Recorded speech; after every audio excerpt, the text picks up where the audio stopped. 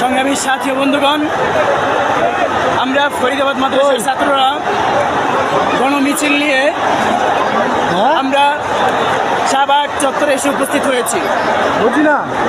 আমরা ফরিদাবাদ মাদ্রাসার ছাত্ররা এখন শাহবাগ চত্বরে অবস্থান করতেছি। আমাদের সাথে আম জনতা রয়েছে, লক্ষ কোটি মানুষ রয়েছে যারা বিজয় উল্লাসে রাস্তায় মিছিল করতেছে। মানুষের ঢলে আজ শাহবাগ পুরো মুখরিত। আজ মানুষ 1970 সালে 71-এ যে স্বাধীনতা দেখেনি, আজ মানুষ সেই স্বাধীনতা দেখেছে। মানুষের 1971 সালে স্বাধীন হয়নি, 2013 সালে মানুষ স্বাধীন হয়নি, মানুষ লং মার্চে স্বাধীন হয়নি, মানুষ স্বাধীন হয়নি বিভিন্ন ইস্যুতে। মানুষ নিপীড়িত নিষ্পেষিত ছিল এই শেখ হাসিনার অত্যাচারে। কত মা বোনের বুক খালি করেছে এই শেখ হাসিনা, কত ছাত্র মেরেছে, আলেম মেরেছে, ছাত্র সমাজ মেরেছে, বুদ্ধিজীবী মেরেছে, শিক্ষক মেরেছে, কত মায়ের বুক খালি করেছে এই স্বৈরাচার হাসিনা। আজ বাংলাদেশের ছাত্র সমাজ খেপেছে। হাসিনা আজ বাংলাদেশ আর নেই, সে বাংলাদেশ ছেড়ে পালিয়েছে। হাসিনা এবার বুঝেছে ছাত্র সমাজের উপর বুলেট চালালে সেই বুলেটের হিসাব দিতে হবে।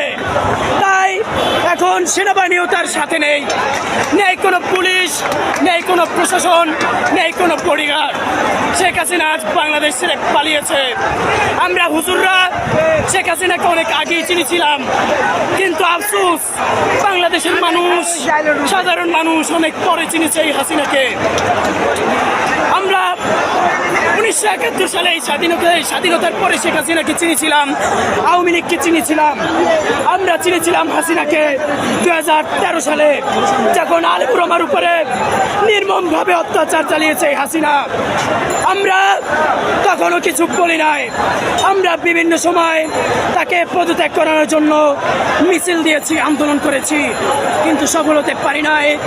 আজ ছাত্র সমাজ খেপেছে, খেপেছে আমজনতা, খেপেছে আমাদের বহিরাগত ভাইয়েরা। রেমিটেন্স বন্ধ করে দিয়েছে, সাধারণ মানুষ খেপেছে, ছাত্র সমাজ খেপেছে, মাদ্রাসার ছাত্ররা খেপেছে, স্কুল কলেজের ছাত্ররা খেপেছে, সবাই খেপেছে।